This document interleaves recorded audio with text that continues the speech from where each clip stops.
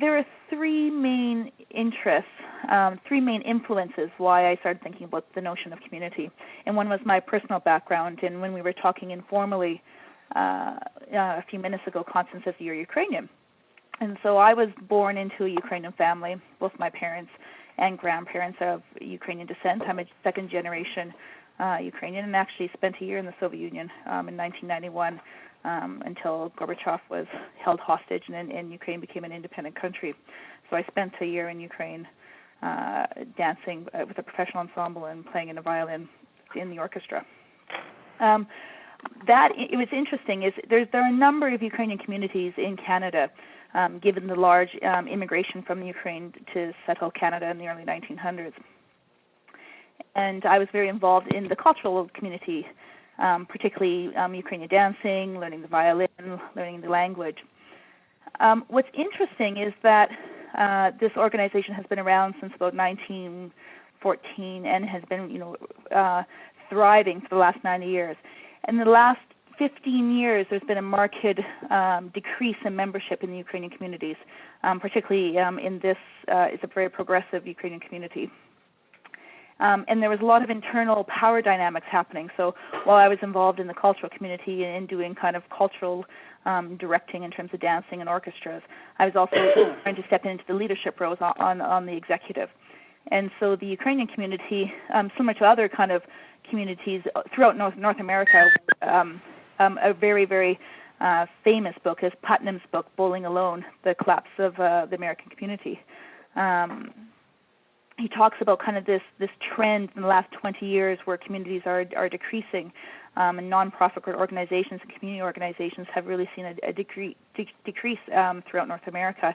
And this was happening in our Ukrainian community, where we had a very strong mandate in the early 1900s in terms of a very political, progressive agenda, and with a lot of more intergenerational members coming into the community who didn't share it but wanted to share the cultural aspects. And so there was a lot of internal power dynamics.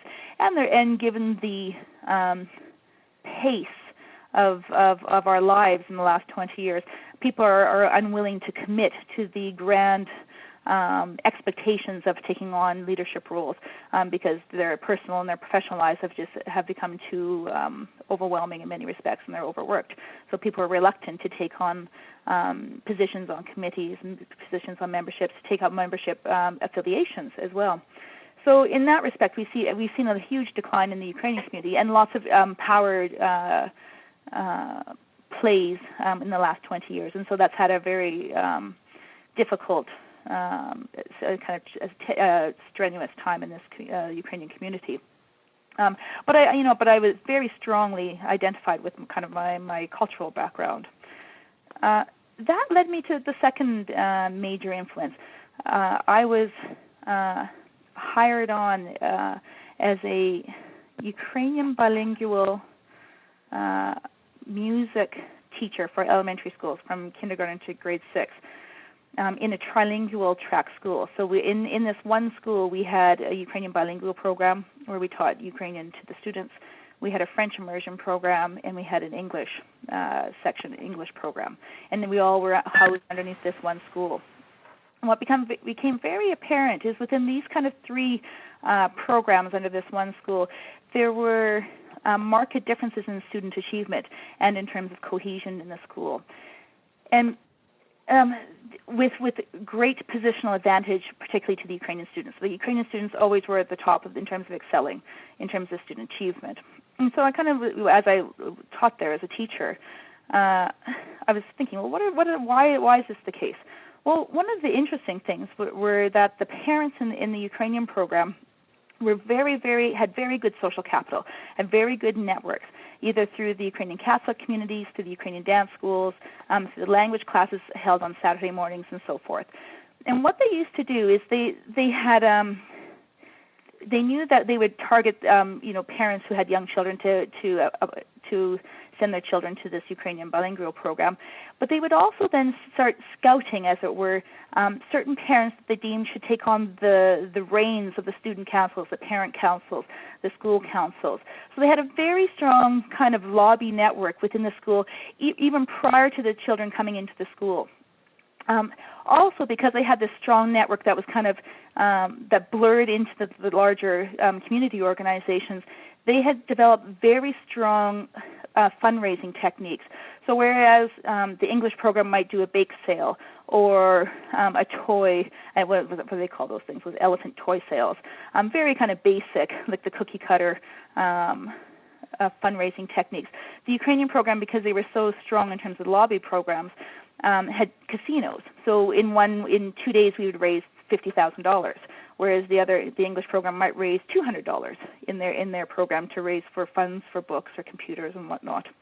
And because they had strong lobby power both in the parent councils and the student councils, those resources tended to only go to the Ukrainian classes. So whereas the English programs might have one computer, there would be maybe 10 computers in each classroom in the Ukrainian program, whereas the English program had parents who were economically impoverished in many respects and would have trouble with field trips. All of the field trips would be subsidized or paid for by the Ukrainian fundraising. So, and because of the nature of the Ukrainian bilingual program, the ratio between teachers and students was much lower than in the other programs, just because we have a lower kind of target group of of students who would be interested in this program. So where I was a kindergarten teacher, I had a class size of 11 students, and in the English program, they had a class size of 34 students. I didn't have any children with any special needs or hard to teach, because parents who felt that their children had special needs or needed to attend would often just put them in the English program because they didn't want their child to also focus on the second language. So I had the easiest teaching, the most acceptable teaching students, like the easy to teach students. I had the lowest ratio of students. I had the best resources. And so obviously this plays out in terms of student achievement. These are notable factors that you would see. The French immersion program, again, were a very strong parent group, but they came from a much more diverse demographic. It was parents who were not francophones, so they were not necessarily of French descent, but wanted their children to learn a second language. So they were active choosers, but didn't have the same kind of lobbying power and the social capital as the Ukrainian parents. And then I always said the poor English program was kind of all the throwaways, or parents who didn't believe in a second language, or the kids from the local neighborhood, or those who were difficult to teach. So they were always the most challenging classes in our school were the children who just went to the English program, who didn't take a second language. So there was incredible inequality, which in this kind of micro-political system in our school, depending on the three programs. The final thing, I was deeply troubled by this, and here I am in a very privileged position as a teacher who had the best students, the best resources. We bought the musical instruments for the schools and so forth. I went on then to do research in my master's program, and Alberta was the first province in Canada to set up charter schools. So I thought to myself, if there were positional advantages based on these kind of very active choosing parents with a very strong kind of social capital, would that be exacerbated in the charter schools? And so, again, when I went to interview the principals and the teachers in the schools, they were very explicit. And one of the key things that came out in these charter schools was a very strong notion of community. We need a collective ethos. We want to have people of similar beliefs and understanding and interests. And there's something to be said for that in terms of the goods that come out of having a strong collective ethos in a charter school. The commitment of parents who believe in the ideals, the commitment of the students, the commitment of the teachers who all kind of rally around this mandate. The questions was, what were the disadvantages then of taking parents who were active choosers out of a public education system where they're not debating and arguing for better social justice issues in the public schools. And so they were, rather than fighting their corners in the public schools, they were escaping from the public schools into these charter schools. And it's, again, context and the cultural context is everything. Pardon me. In the United States, where you have huge discrepancy in terms of equality issues and huge inequality issues, in certain contexts, I think charter schools make sense. you have to understand Alberta has been rated between the first and between number 1, 2, or 3. It kind of rallies between Norway and Finland as the best education system in the world. And the Economist every 6 months comes out and saying, well, okay, Alberta got ahead in terms of the highest, considered to be the highest public education system in terms of standards in the world. And very little inequality gaps between public schools.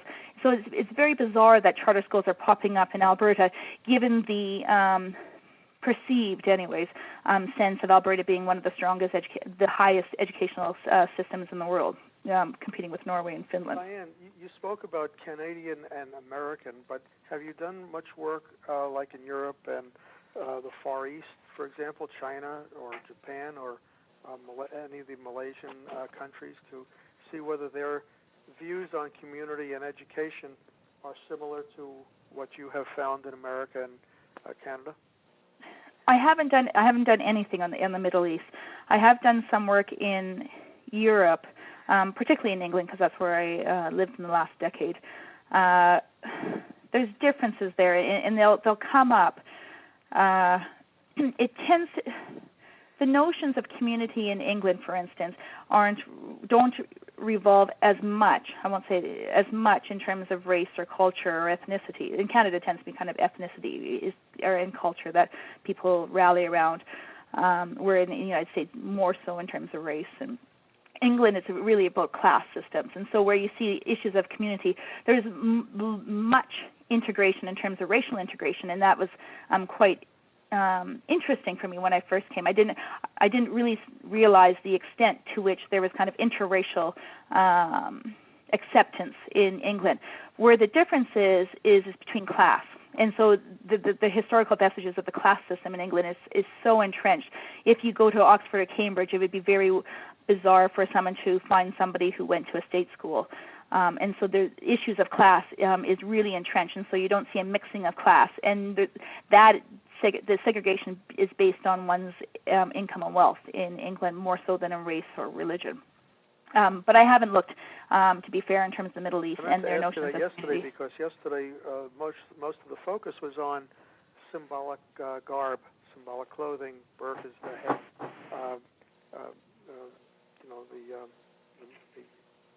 the hijab. What Muslim women wear, and I'm surprised that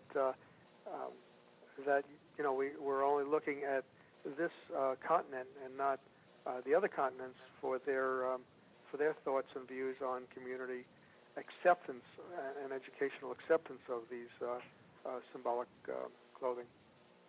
Well, to be fair, this was earlier research, and so when I had focused on it in terms of when I was writing it, it really was a focus. And so the symbolic clothing, there's in terms of manageability of what one is able to do, and in other articles in terms of symbolic clothing, I've now started to delve into how do we address it in issues, in Turkey, and is this an issue as much in Hong Kong or in Japan, and it hasn't. The problems with symbolic clothing have really been exacerbated in Western Europe, and you see it in the Netherlands and in Turkey and Italy and Germany, and it's coming out continually in the media. So, because in terms of locality and ability, and the fact that I can go to these European conferences and see the schools and chat with other colleagues and heads of schools, I had a better sense, a better pulse of symbolic clothing in Western Europe. But this research on community really was kind of a focal point with, one is, the limits of what one can do, and I was comfortable in terms of looking at aspects of North America and not expanding myself where my limits and limitations would be to try to attempt to talk about it in the Middle East and so forth. So no, it is very context located, this study, particularly for North America. Dianne, I'd like Marie has finally joined us. Hello, Marie. Hi. Sorry, I had trouble to get into I'm not technology. I know. Oh, you are, Marie. You in love. I finally am there.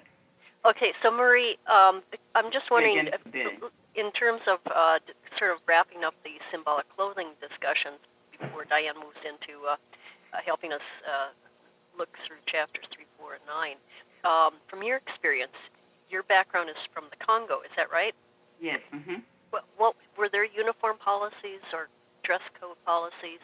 Yes, yesterday after we left, me and Viola talked about it. I attended a boarding school when I was into 6th grade elementary school, and they had a uniform policy. But what was good is the first semester there is a class that is called Culture and Religion, and each teacher has to teach the children about the culture. Is open, so you have to adapt it and teach the culture that you have in your classroom. And for the entire semester, they're talking about different culture and the belief, and we had parents coming to tell us what were their beliefs. And those children who were like Muslim, they didn't wear uniform like us, and we understood that. So if it's embedded in the curriculum, I think chances are for people to accept it, because they have to understand that they're not doing this because they want to do it, but that's their belief and that's their identity. So it was easier for us, being in 6th grade, to understand that this is how life is. And then when you move into 7th grade, you're not even talking about it because you know it already. So that's how it works in my country. Excellent. Thank you very much for that. So I would perceive it would be a little bit different, particularly in various countries in Africa. Mm-hmm. Dianne, you put together a couple of slides here. I wonder if you could take us through that and sure. Help guide our discussion on your chapters. Okay. Let's move on here. Let's see if I can. Okay. So Dennis, was already thinking on the same lines as me. So I wanted to talk about my personal interest, but I've done that in the last bit, in the last few minutes, to give the background of why I've become passionate about community. What is it that why is it such a rallying term, and why is it used so prevalently in school documents, in the school curricular statements, and so forth? And I think there's some good reasons, but part of it is kind of the polemic nature of communities, in terms of saying if we just build community, everything's going to be okay. And what was interesting is I had an Italian colleague who was from Emilio Reggio village, actually from Italy, and she says, I actually really hate the notion of community. I don't want to be associated with community. And it was kind of the first time where I had given a seminar at the University of London, and she says, actually, I have no good things to think about community. And I thought, that's the first time I've ever heard someone say, I really hate the notion of community. And so, and it kind of builds on there in terms of, well, what is it that we find so positive about it, and are there negative aspects? And this Italian colleague of mine was adamant and very forthright in her condemnation of communities and the promotion of communities in schools. So what I'm going to do is talk about some of kind of the ambiguity and the rhetoric that surrounds the concept of community, particularly in school literature. And in my introduction of my book, I say something to the effect that this has been a very well-written topic. Everyone seems to rally around the notion of community. If you type the term of community in the Amazon.com, you're going to get hundreds of books on community. It's not as if people haven't been talking about it, and this is not a new notion. It has been around for hundreds of years. Again, people have been talking about it in different contexts and with overlapping emphasis about community. And people say, well, and when people would say, well, why are you doing your research on community? Like, hasn't it been done before? Isn't it just a positive thing? This is something that schools should rally around, and we should promote it. Are you just kind of grasping for straws in terms of what to write for your doctorate? I said, no, I think there's something important. And I would read all these kind of community school books and yet not feel I had any kind of better sense or clarity in terms of how we should move forward and what we should be promoting in schools, without other than the kind of motherhood statements that are often found in aims and objectives and various policy documents, and school mandate. Everyone says, yes, we need to be part of the community, and they move on. And then teachers somehow have to kind of grapple with that and put that into some kind of specific context. So I'm going to talk about that in terms of some of the ambiguity and the rhetoric about community. What the bulk of this informal talk is, because we only do have about a half hour here, is talking kind of the negative aspects of community. What are the kind of the tensions we need to be cautious about, so that we don't just kind of jump in terms of promoting community without thinking some of the tensions inherent in community. And understanding what is problematic about community gives us better clarity, I guess, and understanding about how we might provide certain parameters in terms of what we need to promote for community. And then I'm going to talk a little bit, if we have time. I go back to Rawls, and I know that Constance is desperate to ask me some questions about Rawls. And Rawls seems like a funny, like an odd bedfellow to talk about community. No one really seems to associate Rawls with community. It's all about the individual, the rights, and individual ethics with Rawls. And so why would I use Rawls, of all people, to develop some principles in terms of how educators can move forward for promoting community? And that'll answer this question, right? Yeah, so I'm going to, and hopefully the last slide then is saying why Rawls, why not someone much more obvious in terms of McIntyre or Taylor or Etzioni or Putnam. There are all these, really people, forthright, Dewey. Like, I use Dewey a lot in my book because I like Dewey, and I think Dewey is a closet, or Rawls was a closet Dewey in some capacity. But I think there seems to be some people that are so clearly, saying we need to promote community in schools, and yet I'm not using these people. I'm using Rawls, and so why would I jump and make a case for Rawls? And I have to not only argue with the communitarians, but now I've got to argue with the liberals, saying actually Rawls is a closet communitarian. So I'm going to tell you a little bit about that, and hopefully that'll partially answer your question, Constance. Thank you. And then you can provide some follow-up. Okay, what I want to do. Let's see, am I moving back? Okay. We have a chat on the side. Is there any way that we can write little notes on the side here? I think so. Let me see. Okay, let's just see if we can do this. What I want you to do is when someone says community to you, what do you think of? So I want you to think of something, a characteristic or a value, anything that comes to mind when you think of community. And if you can just put it on the chat, I think on the chat side, and then okay, that's fine. Okay. Would that work? Sure, and you can also write on the PowerPoint as well. Oh, yeah, if you want to write on the PowerPoint, then do that. Okay. And then if you can think of an example of community, where you think of a community, what comes to mind when you think of an example of community? And let's just see what comes up here. So just do that in the next minute.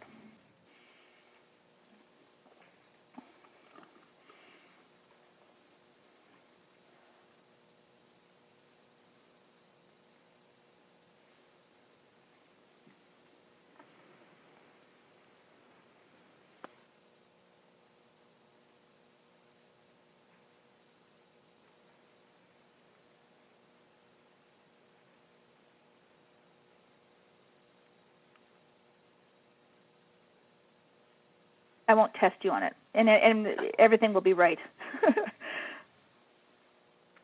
I won't test them either. No.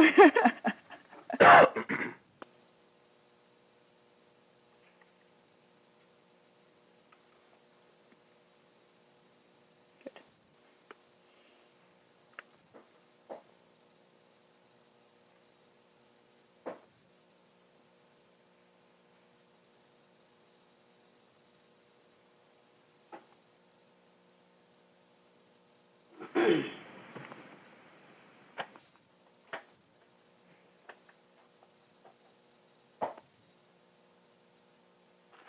How are we doing here? We've got Maria's coming and she's typing. Okay, well done, Maria. Oh, there she is. You're done. There we go. All right. Dennis, did we get you? Yeah, I'm typing it out here first. No, Dennis, no fair going to Wikipedia or anything like that. Yeah. For the philosophy, Harvard philosophy webpage. Yeah.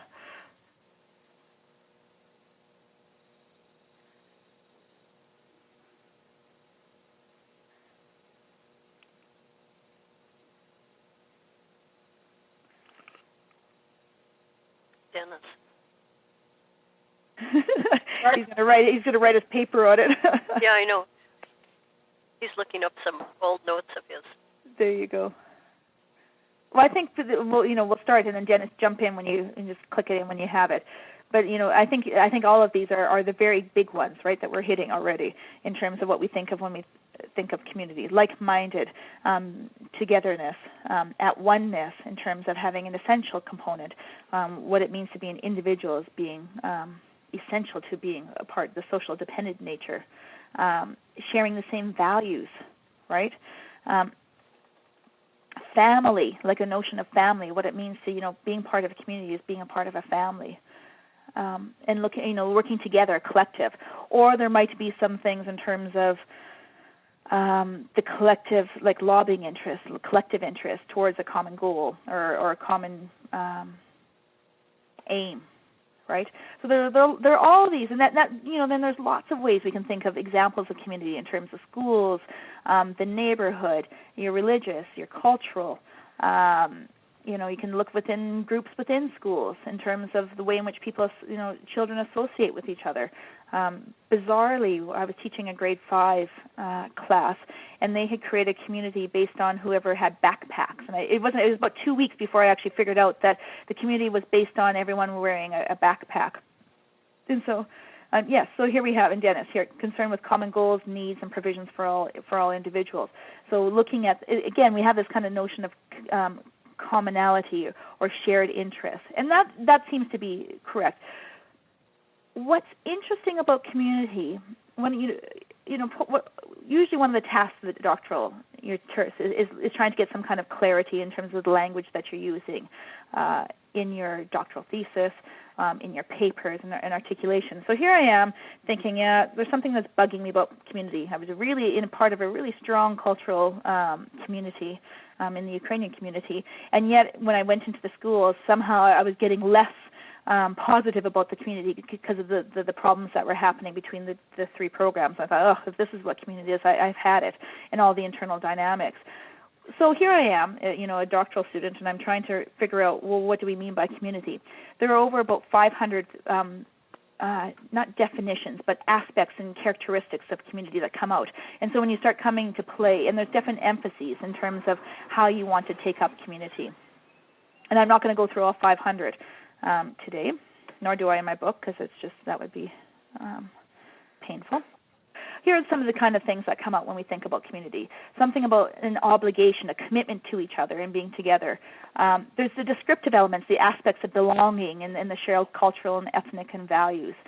There's a normative element, and in a lot of the school literature we see in terms of what are worth sustaining, and a lot of the philosophical communitarians, McIntyre and Taylor, or if we look at Etzioni, in terms of saying we've been placing too much focus on the rights of the individual to the exclusion of what it means about the responsibilities of an individual to society.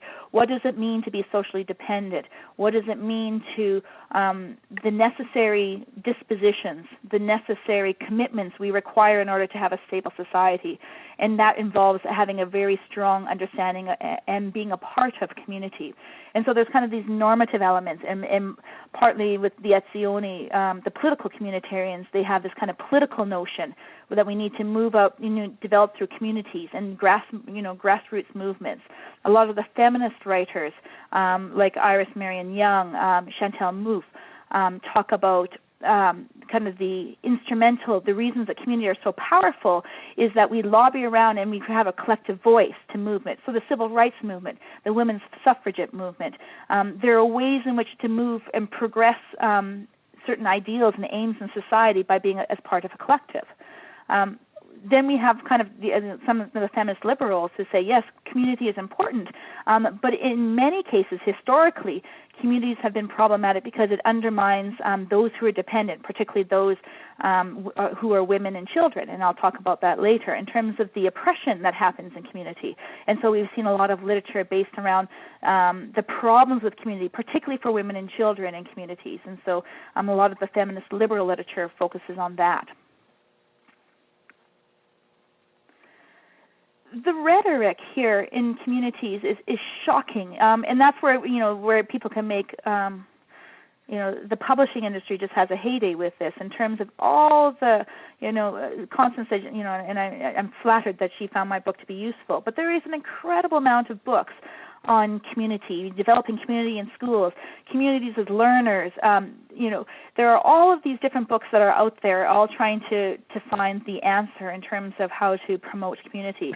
Without any, and what I argue, I thought, well, here's my moment in terms of what am I going to provide a contribution to education? Was, well, but it doesn't get me closer in terms of the problems with community and the ambiguity. And interestingly, this kind of helps with Dennis, my personal interest. When I wrote my doctoral proposal on promoting communities, I was an educational policy analyst, and so my master's was in educational policy. And bizarrely, at the University of London, when you send your proposal for acceptance, you don't apply to a particular department or a particular professor. What happens is the proposal gets sent around to every single professor, and they decide where you are best suited. Well, I guess 6 departments fought over me, the social justice department, the multiculturalism department, people in curriculum, people in policy, people in sociology, and people in philosophy. And in the end, I had 2 professors, one in political philosophy and another one in sociology. And they said, no, this is actually a philosophical question. Until we can get onto issues of pedagogy and policy, we need to kind of think about the principles that underpin it. And I said, no, but I'm a policy analyst. I do educational policy. I have a bit of sociology embedded in my work. And they said, no, this is a philosophical question. And so my work turned very philosophical in nature in terms of trying to get better clarity in terms of what is it that we like about community, what is it we need to promote. So we see it in lots of ways, and I wish I had more time to kind of go through it in terms of the ambiguities. I'll give you one example that I think is the problematic rhetoric in much of the literature. A common aim that is cited in both kind of larger documents and in school mandates is that we need schools to develop closer ties to their local community. Well, that sounds good. It's a nice, happy statement. That makes sense. We need to kind of, and you know what the intention behind it is, trying to create this kind of close link between parents and schools, and that seems like a very desirable aim. Well, maybe it isn't. Let's just take a step back here. And I write about this in, I think, Chapter 2 of my book on schools and communities. Well, maybe the local community has a strong divisive nature. Maybe there's strong gang-related activity there. Well, I don't want to promote the ideals of that local community in terms of gangs. I actually want the school to have a critical distance from that community and develop different aims that will challenge those oppressive, violent aspects within the local community. Let's take it drastically different. Maybe your school is located beside a nice, happy, white Caucasian gated community. Well, maybe the school should do the same thing, have a critical distance against that gated community because of the narrow kind of upper class, very closed, limited views of that community, where they don't have an appreciation and understand the greater social injustices in our society. For the same reasons as we don't want the gang-related community, perhaps we shouldn't be doing the same. What we deem to be these nice, happy little gated communities. There might be some values that we find similarly problematic, that it doesn't promote understanding of the diversity and some of the difficulties in society. Then there come logistical problems in terms of providing with their local community. Maybe, in England, which is definitely the case, where you can move from, you can choose your school not based on your local neighborhood. Well, what does the local community mean? Does that mean the neighborhood within 5 kilometers around you, or 5 miles around you? Does it mean the kids who are bussed in? Does it mean the largest grouping of students from a particular area? Does it mean the ethnic group? So like the logistical and practical ways in which a school then has to kind of say, well, what does it mean to promote a better link between the school and the community? Well, there's lots of reasons that just seems wrong. We may not want to, imbue or respect the values of the local community. We may want to challenge them.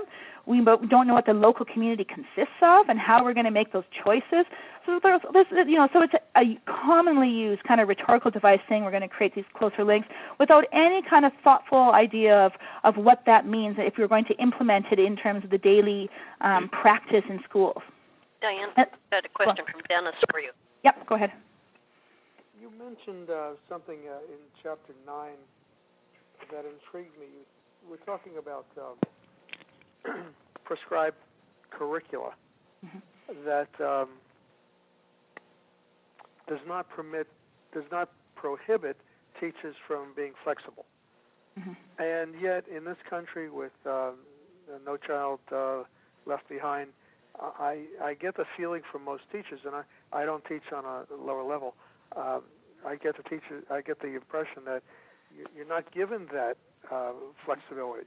Do you find that this is a common problem with communities versus schools, or city schools, or urban schools? suburban schools? Well, okay, here, and I'm going to speak. I can speak with greater authority in terms of England, Canada, and the United States, because I think these three countries, anyways, have, and Canada has provincially jurisdictions, but there's similar trends. Similar kind of legislation, like the No Child Left Behind Act, where there is a perception, real and perceived, feeling by teachers that to try to promote community in the schools is very difficult to do, both the perception of it and the reality in many cases because of the number of accountability measures, in terms of the performance indicators, in terms of the way that schools are now structured and kind of this technocratic authority that is being placed, and the numerous objectives that we're being asked to do. And teachers are overwhelmed, overworked, being kind of placed in this very technical role, which leaves them lots of inflexibility. And I think that's both real and perceived by teachers in North America and in England, based on the various policy and legislative acts that have happened in the last, we can say, last 20 years, increasing, particularly in the last 10 years. In that chapter, I think it's been very difficult to promote community given these kind of accountability, standardization, and performance indicators. But yet you see the promotion of communities happening still in schools in some cases. One is, and it seems to be those in England particularly, and when I was watching it, and people can, I get the sense it's happening in the United States as well, but I'm less confident to say it. In England, what is happening is those schools that are very successful, even though we have these kind of legislative acts, these policy documents that seem very prescribed, very inflexible in terms of the teachers, those schools that are very successful either have a very, nice demographic of students, have a good social, stability. Somehow they manage to promote community. And I think what they do is they think, well, we don't need to kind of really follow the rigidity of these schools because we're happy and no one's kind of watching us. In England, and especially from 1996 on, they put in a legislative measure that if schools were student achievement was poor, so if the majority of students were failing, if you saw financial or instability, if you saw mismanagement, they would close the school down. And so you have these inspectors that come throughout the schools, and you have these accountability measures happening. And what you're finding is that those schools that are already struggling tend to really grapple on to trying to tick the boxes in order so that they don't get closed down. So they feel more threatened to take a more relaxed view in terms of promoting community, in addition to all the kind of the technical aspects of community. So those who are successful are plodding along and saying, yes, of course we have a national curriculum, of course we have performance indicators, of course we have accountability measures. But we need to promote community, and we do it. And yes, we'll get to the exams and we'll teach it. The other schools are struggling, saying, no, we need to teach the test.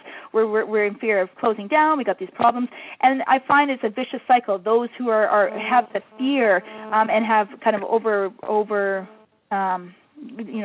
have an overwhelming amount of circumstances that are problematic for the success of the school, will only create a vicious cycle of not creating community.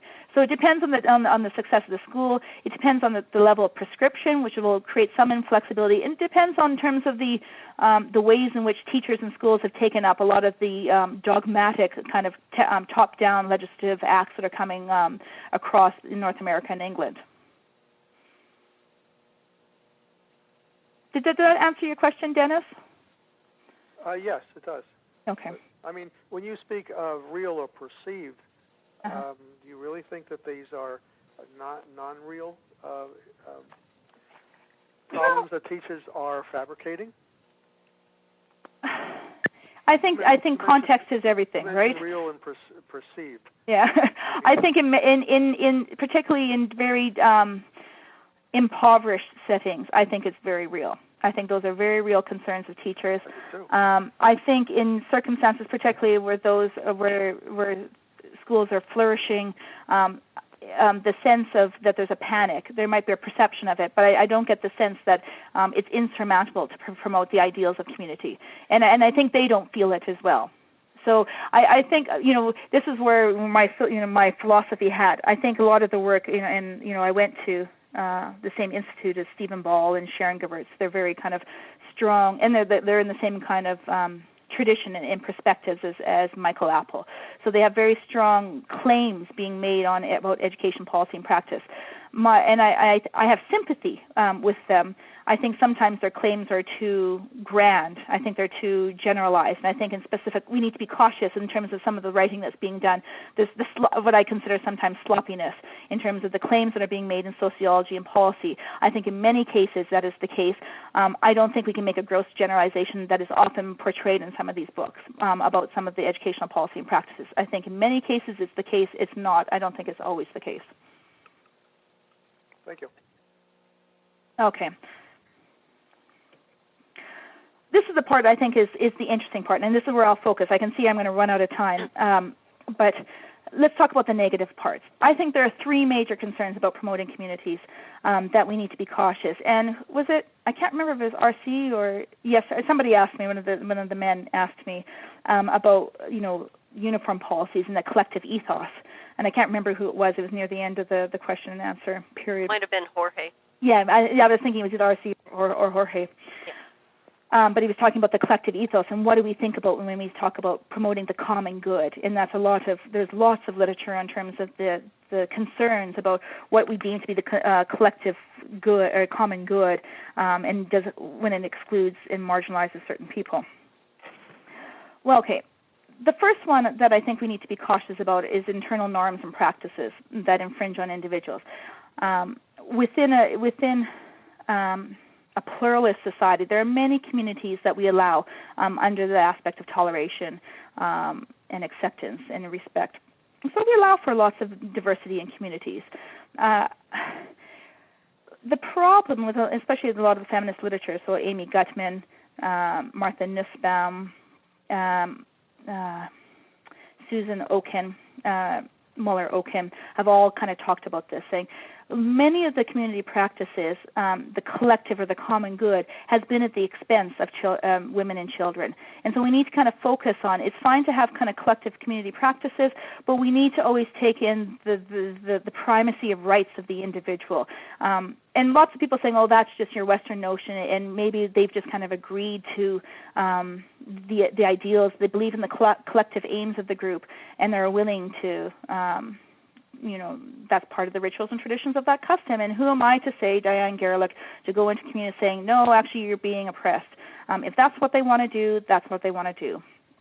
Well, Will Kimlicka, who's a political philosopher, says perhaps that's the case, and so long as we have certain procedures in place. So we can allow for these inequalities so long as there's certain procedures in place that they can enter or exit a community, then it seems fine. If you want to be oppressed, be oppressed. Well, that seems to be a problem. Particularly when if we think about women and children.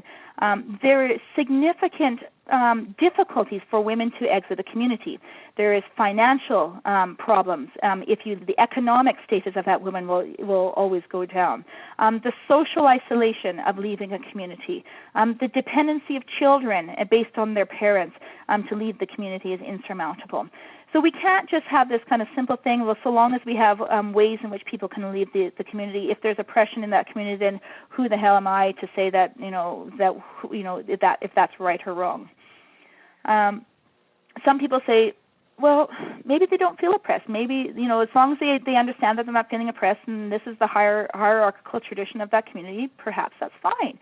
Well, the problem with this, and there's a great, if you have time on. If you go on to Google, the Globe and Mail did 6 interviews with Muslim women in Afghanistan on wearing the veil. And in many cases, lots of them didn't think they were being oppressed. But what happens is because the norms and practices in that community are internalized, so they just kind of come to expect it from one generation to the next, their ideals, their preferences about how they wish to lead their life are lowered. So, Martha Nussbaum says it's adaptive preferences. They adapt their preferences because of the circumstances. So they say, well, do you drive a car? Well, of course I don't drive a car. Why would I drive a car? It's Afghanistan. Well, they've adapted their preferences because the situation calls for it. They don't think of getting a job because that's not the way it's been done.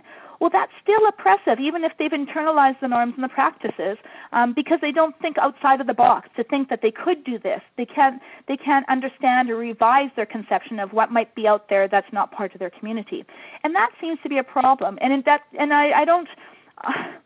I have trouble with kind of the relativist debate saying, well, communities are important, and so we should just kind of let everyone do what they do.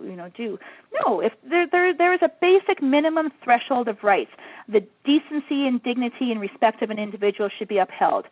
Basic human rights should come first. And if they're being infringed upon the community, those outside the state or at an international level have an obligation to protect the basic minimum rights. I'm not setting the bar at the ceiling. I'm just saying let's have a basic minimum threshold of individual rights so that they are not compromised. And I don't think that is asking too much. I think a basic dignity and respect for individuals, a basic quality of life is the basic minimum that everyone should have. And if those practices in the community oppress, or marginalize those aspects or infringe upon it, then I think it's important that we change it. So it's a very feminist liberal perspective, but I don't think that's asking too much. Basic human rights is unnegotiable. I think that's where you need to be. Dianne, just as a note, I put in the file share pod on the bottom there. It made me, rereading your chapter made me go to the UN Charter on Human Rights, and I thought that was a nice reference. There's more that we probably could add to that, but in terms of a document with an international appeal. Yeah, I agree.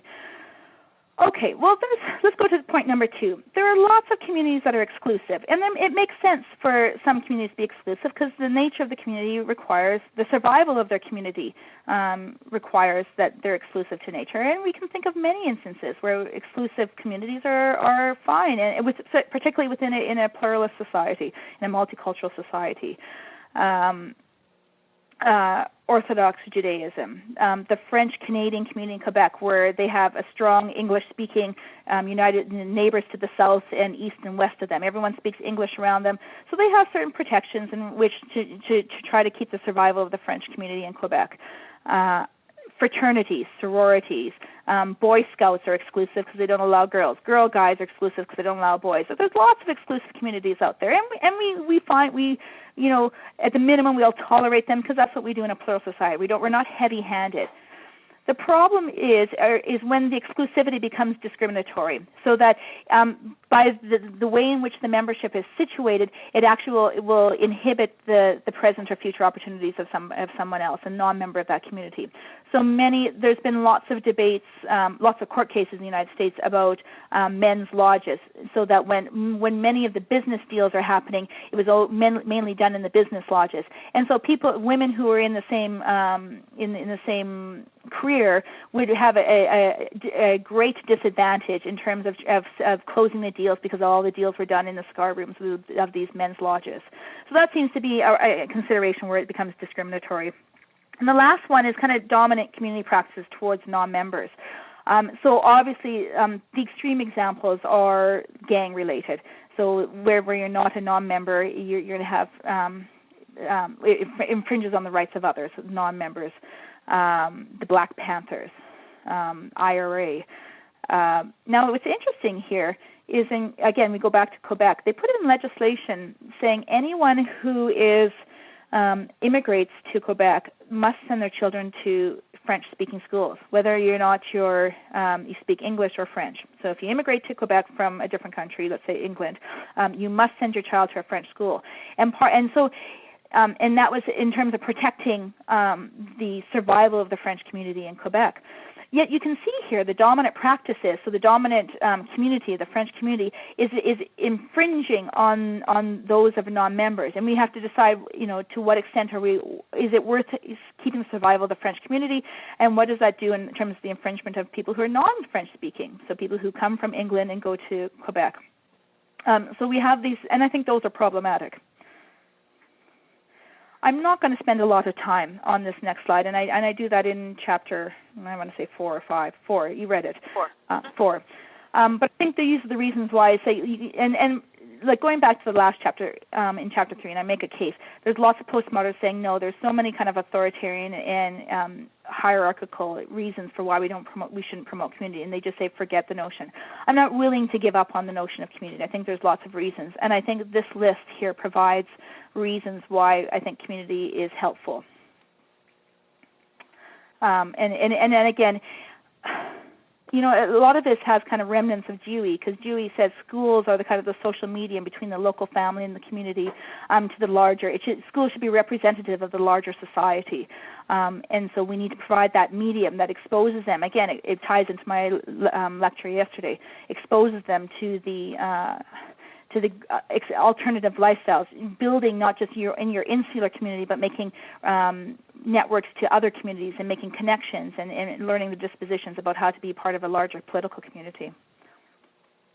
RC, you want to speak up here? I think Dennis was first. Oh, Dennis, okay. Doesn't matter. You can go first, Leslie. Go ahead, RC. Well, I noticed from the reading, especially when we were reading about the situation in Turkey. I know you're speaking about community, but what I got out of it was the ethics of identity with the clothing as it relates to attire, and basically Turkey trying to become more westernized. They're really trying to get people to assimilate, and I think when you start to do that, you do away with diversity, and actually diversity is what makes a nation stronger. So I really got a lot of ideas of social injustice in terms of ethics of identity when I was reading a lot of the literature. I know, I agree with you, RC, in terms of the issues, and because I have kind of these strong personal links to community, and I think the benefits outweigh the negatives. But then I think we need to have a better articulation of how we develop diversity. Because again, similar to symbolic clothing, I don't think any forms of community are acceptable or appropriate for schools or for the larger society. So we need to think what is important about promoting community, and I you know, under you know, this kind of large political umbrella of political society, this kind of this Rawlsian notion, we have different competing, he says, comprehensive doctrines about the way what we deem to be good in terms of our historical background, our religious background, our, you know, our political backgrounds, our moral backgrounds, which, you know, we can debate for, you know, for the hundreds of years that people have been debating this since the Greek philosophers about what constitutes a good life, and we won't come to agreement. And you can stack up the arguments on all the different sides in terms of moral and religious and political debates. After it's said, you know, the burdens of judgment in terms of who is right and who's wrong, we will never have a consensus. So based on that, we need to set up some basic rules and regulations in society of how we live together, despite the fact that we will not have a consensus about what is deemed to be the way we should live our life in terms of what is the good in our society. So we need a diversity, you know, we allow for, you know, a plethora of communities underneath it. So, you know, Rawls says it's a social union. So we set up this umbrella political community in order to have this diversity of all these other great and wonderful aspects of communities in which make our lives valuable and worthwhile. The problem is, well, there's these, you know, those three negative aspects. What about those communities that infringe on women and children? What are the problems when other communities will put their views on those who are unaccepting of diverse views? When you have a Taliban regime in Afghanistan that is intolerant and unaccepting of diversity of beliefs, that is a problem in terms of if we're going to live in a society where there's going to be irreconcilable differences. So we need to kind of apply that in our schools in terms of how we see this. Okay. I'm going to go to the last slide because I know we're running out of time. And I think this last slide kind of sums it up. So why do we think it's important to promote community in schools? Well, you know, if you go back to, here's why I like Rawls, because I think Rawls has two kind of higher order interests. One is developing, he says, a capacity for a conception of the good, which means allowing people to understand exercise, and revise one's conception of what they think is the good life. So it's an autonomy argument. We want to foster in adults, and if you apply it to schools and children, making informed, critical judgments about how they wish to lead their life. Not only understanding the opportunities, but being able to exercise them, and then if they mess up, to revise it. There's kind of three components: understanding, exercising, and revising the judgments about how we wish to lead our life. Well, schools play a role in developing the good. We know that there are many benefits about being a part of community. There's a sense of belonging and attachment. There's a sense of value. We learn certain dispositions. And you could say, well, listen, kids get that, in their personal lives. This is just one more thing we're adding to schools. Well, no. As guardians of the state, schools are guardians of the state, right? Schools have a role, at least to provide a threshold of various opportunities so children become exposed to and be able to participate in communities. And so particularly those children who may have limited aspect to participating in communities. And there are the limited or closed communities where I talk about many kind of Christian fundamentalist communities or Muslim, there's many kind of fundamentalist kind of communities that may be apprehensive or fearful of their children being exposed to different communities. But it also happens in economically impoverished communities. The immigrant who doesn't speak English as a first language will have inhibitions about taking their child to the local community organization because of language barriers, because they don't have the money to take them to these various extracurricular activities, because the single parent is working a double shift in a factory. There are numerous reasons why children don't have the exposure to and participation in communities. That's why schools have a role in terms of if we're trying to expose them to alternative lifestyles, to understand what it means to be part of a community, understanding the values of being part of a community so they're not isolated or alienated in the community. Schools provide that role, and we can't leave it to chance that parents or the local community will provide it for the reasons I've just given. Then we have the aspect of justice that Rawls brings forward. He says, listen, the second part is we have to understand the rules and regulations of our political society. We need to develop a sense of justice.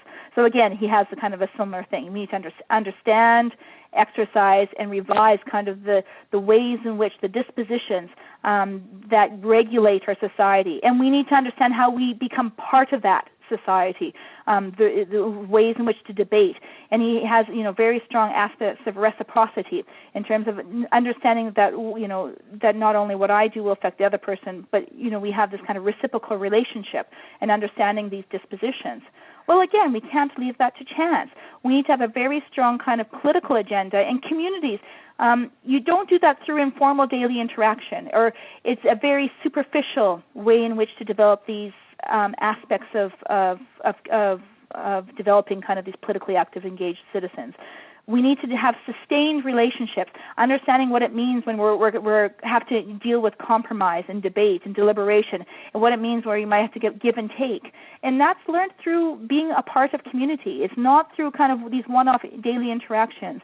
And you could say, well, maybe we do this through the parables in the Bible, or maybe we learn it in an English class, or maybe hypothetically. Well, there's a lovely example that a dear colleague who passed away a couple of years ago, Terry McLaughlin, said to me, and it's I think it's he I'm not sure if he actually got it from McIntyre, but it's a very kind of McIntyre notion. He says there's one thing about, he says, think about a church with a window pane glass, a stained pane glass, and from the outside there's a nice pattern, and you look inside, you look towards the window pane from the outside of the church, and it's nice. But it's not until you actually experience it and participate in it and understand it. So when you walk inside the church and you see the sun shining through that glass pane, that window pane, then you understand its brilliance and its complexity and the beauty. You can't do this through kind of passive theoretical, conversations or exercises or worksheets. You need to be engaged and committed and embedded in this notion. And we do that through communities. So I think, the second aspect of the schools is not just to develop their autonomy in terms of being exposed and participate in different experiences that might be worthwhile in their life, but to understand the greater kind of dispositions that you develop through becoming part of a community, learning that are transferable to kind of the political dispositions of what it means to be part of a larger civic society. So, partly, I didn't really get to your question, Constance, but this is why I like Rawls. is because I think, he has a very strong notion that, we live in a very tricky pluralist society, that we're not going to have agreement, but lots of people find lots of good things in a community. But he has some basic principles that underpin it, saying not everything goes. It's not just about relativism. We're not, this essential identity in terms of once you're born, like the philosophical communitarians have this very, and it varies in the spectrum, but at its extreme, saying you were born in a community, and I'm going to say Bell. He's kind of the craziest of all the philosophical communitarians. But he says, to leave one's community into which you're born will damage the soul and the self. Well, that's a really damning thing. If I had a professor who was born into Jehovah's Witness, and he left the community. Well, to say that your soul will be damaged if you leave it, that's a really strong claim to be making. And so I don't like that essential quality about philosophical communitarians saying you're a part of the community and there's no room for you to leave it. You're born into the Chinese American family, tough, and you're going to have to live with it. Well, maybe or maybe not. Maybe I'm not convinced. I don't want to commit to that harshness about the philosophical communitarians. Nor do I like kind of this grassroots movement, leaving it to, I think it goes both ways, not just bottom up, but there's a difference, not just the bottom up, but the top down too.